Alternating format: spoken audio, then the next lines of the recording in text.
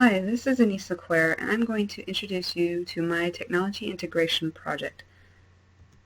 First off, I would like to describe my technology that I will integrate within this project, which I will be using Seesaw, a digital portfolio that uses different ways to share and get information from the students, and it also has blog capabilities. Wizard, which is an interactive worksheet where students are presented with videos or readings that they will answer questions about.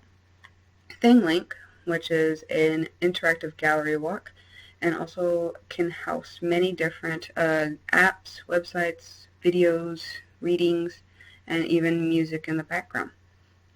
Bamboozle, which is an online game where students can play as teams to answer questions or even use those same questions in a study mode to review those questions.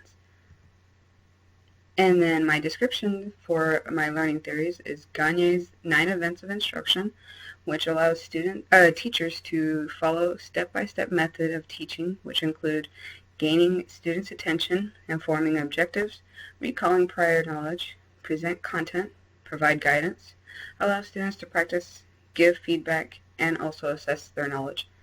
UDL design, which allows students to be presented in different ways and methods, and students can actually express those ways and actually engage with their classmates.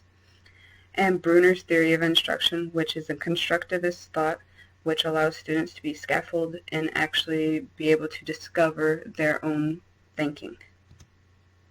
The instructional objective that I will be using is to identify major causes and describe the major effects of the following events from 8000 BC to 500 BC, the development of river valley civilizations, which is within world history.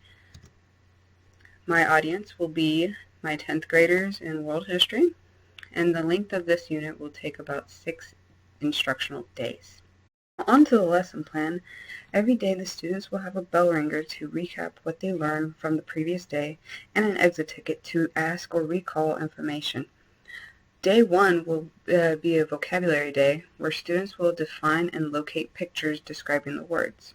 Day 2 and 3 will be working on a worksheet on Wiser, which looks like this, and they will actually be using ThingLink that will give them different links to videos or possibly interactive maps.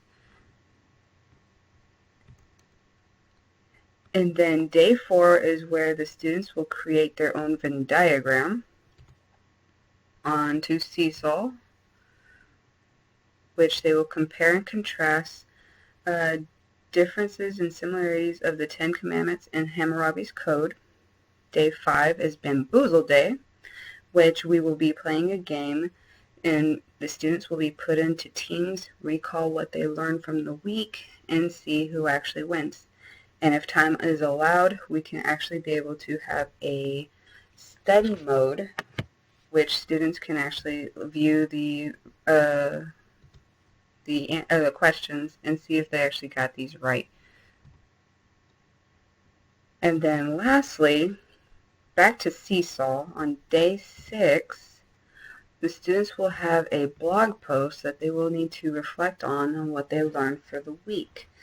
And they will also be needing to collaborate with at least 3 other classmates.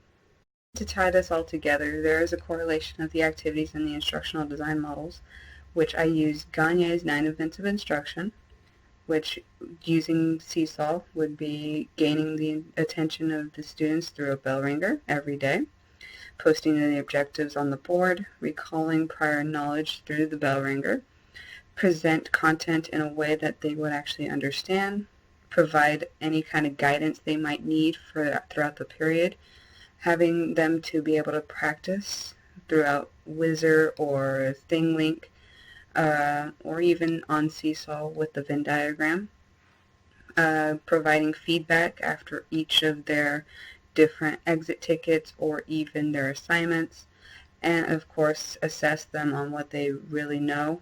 That would be using the blog post at the end of the week.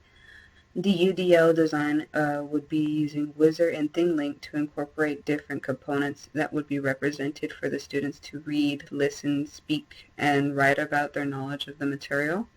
And also the game Bamboozle, which would be an interactive way for the students to actually learn from each other and collaborate with their peers. And then Bruner's method would be using Seesaw's final assessment with the blog post and reflection, which the students would actually show their learning. And at that point, they would already be scaffolded to the point where they can be confident in their writing and their blog posts. Thank you for watching. This was Anissa Cuellar's Technology Integration Project. I hope you enjoyed this presentation as much as I liked making it. Stop by my website, which I provided step-by-step instructions to my detailed lesson plan. That is on wix.com, and I'm glad you enjoyed my presentation.